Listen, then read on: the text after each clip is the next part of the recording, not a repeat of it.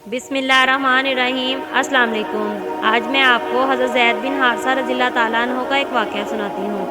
सादा बिनते सलबा अपनी कौम बनु मान से मुलाकात के लिए अपने बेटे ज़ैद बिन हारिसा रज़ी अल्लाह ताला अन्हु के हमरा रवाना हुई।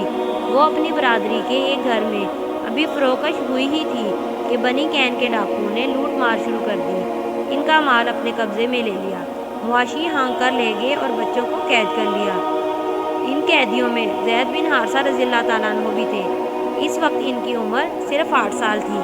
वो इन्हें फ़रोख्त करने के लिए अकाज़दा मंडी में ले गए। एक दौलतमंद सरदार हकीम बिन हज़ाम बिन खुवैलिद ने 400 दरहम में इन्हें ख़रीद लिया। इसके अलावा इसने और भी ग़ुलाम ख़रीदे और इन सब को अपने हमरा मक्का मुकर्रमा ले आया। जब इस सरदार की आमद का हज़रत खदीजा बिनते खुवैलिद को पता चला तो वो इसे खुशामदीद कहने के लिए इसके घर तशरीफ़ ले गई, क्योंकि रिश्ते में ये इसकी फूफी थी। हकीम बिन हज़ाम ने कहा, फूफी जान, मैं अकाज़ मंडी से काफ़ी तादाद में ग़ुलाम ख़रीद लाया हूँ। इनमें से जो ग़ुलाम आपको पसंद हो, इसे मैं आपकी खिदमत में बतौर तोहफ़ा पेश करके खुशी महसूस करूँगा। सईदा खदीजतुल कुबरा ने तमाम ग़ुलामों को देखा और इनमें से ज़ैद बिन हारिसा रज़ी अल्लाह ताला अन्हु का इंतखाब किया, क्योंकि ज़हानत और शराफत इसके चेहरे से टपकती थी। थोड़े ही अरसे बाद हज़रत खदीजा रज़ी अल्लाह ताला अन्हा ने सरदार दो जहान हज़रत मोहम्मद सल्लल्लाहु अलैहि वसल्लम से शादी कर ली।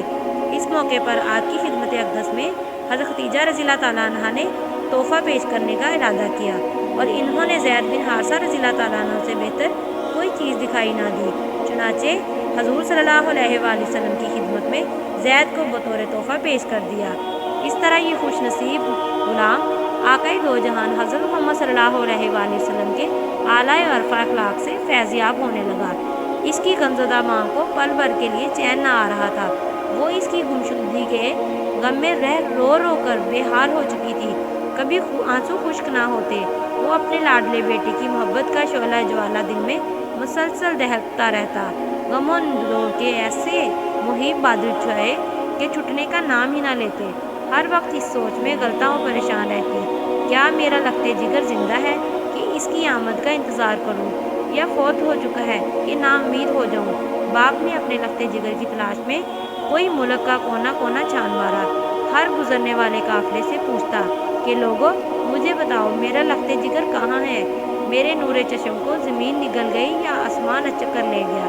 बाज़ गमो अंधों में मुब्तला ऐसे दिल अवेज़ अंदाज में शेर कहने लगा कि सुनने वाले के जिगर छलनी हो जाते। बतौर मिसाल चंद अशार का तर्जमा मिलाजा हो। मैं अपने लखते जिगर की गुमशुदगी पर आंसू बहाता हूँ। मुझे इल्म नहीं कि इस पर क्या गुजरी।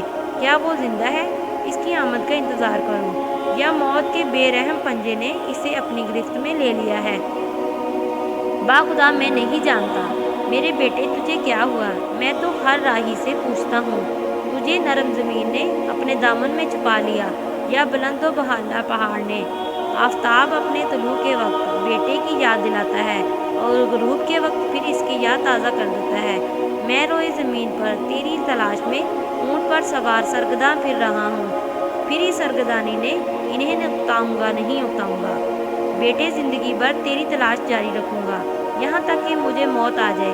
बिलाखिर हर शख्स को फना होना है, अगरचा उम्मीदें इसे धोखे में मुब्तला रखी। एक साल हज के मौके पर ज़ैद बिन हारिसा रज़ी अल्लाह ताला अन्हु के ख़ानदान के चंद अफराद मक्का मुकर्रमा में आए।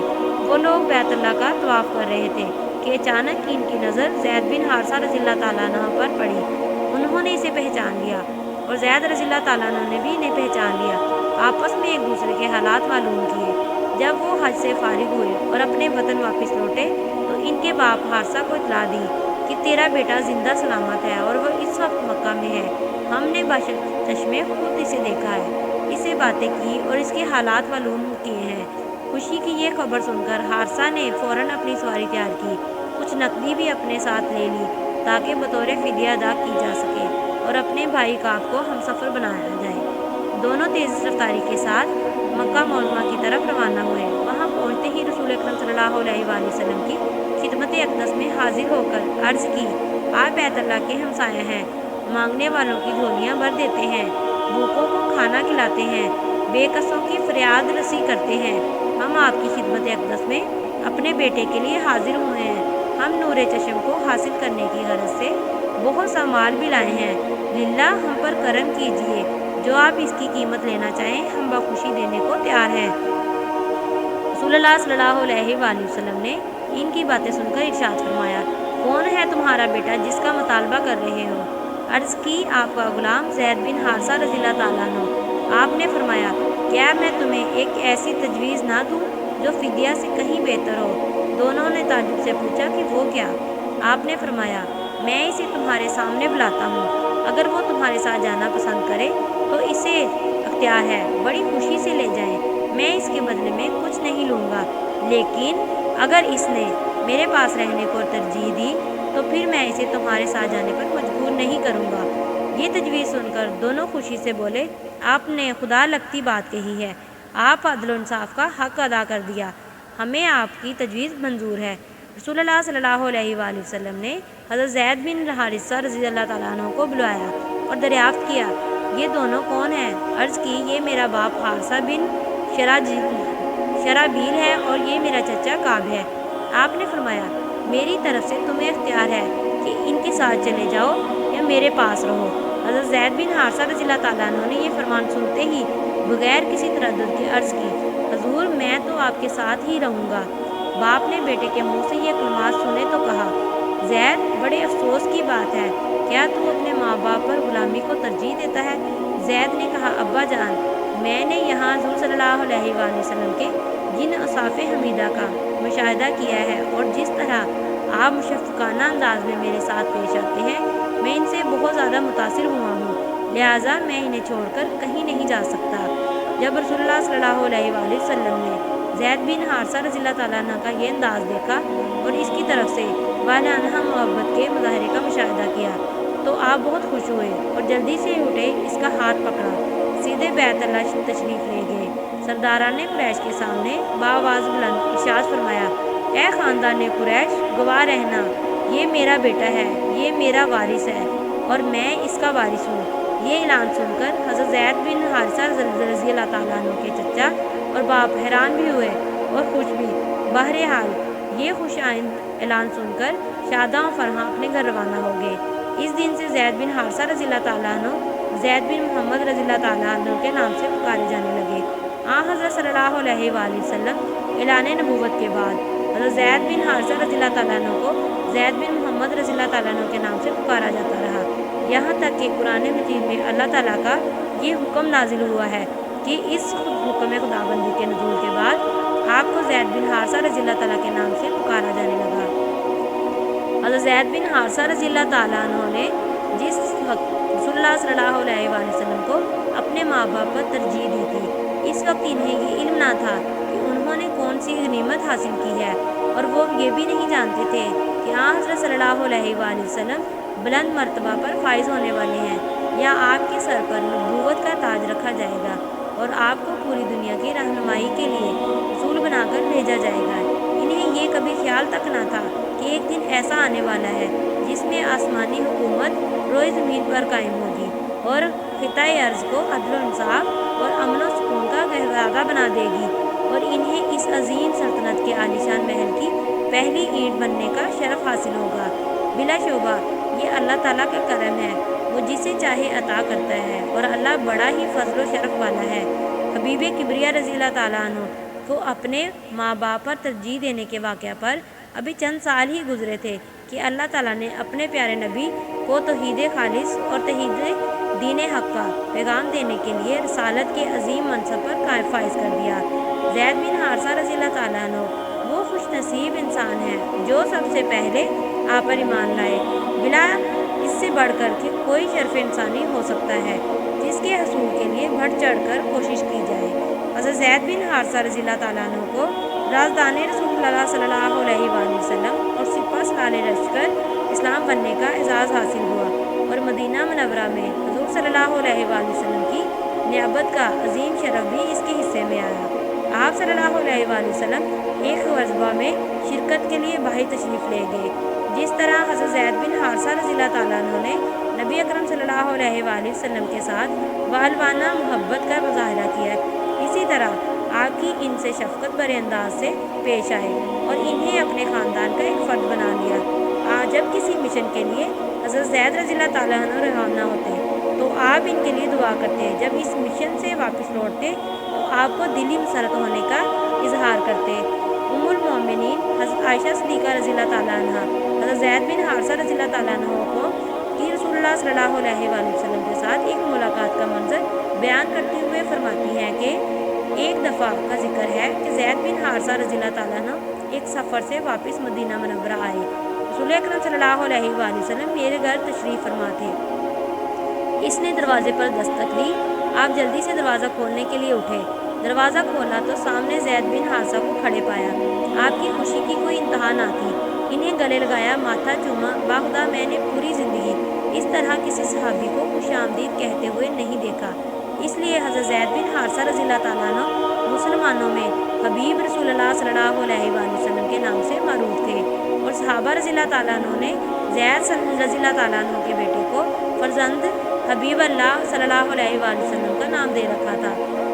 8 ہجری میں اللہ تعالیٰ نے اپنی حکمت والغہ سے چاہا کہ رسول اللہ صلی اللہ علیہ وآلہ وسلم کو اپنے ایک جانثار اور اولاد کی طرح پیارے صحابی کی جدائی پر مبتلا کرے۔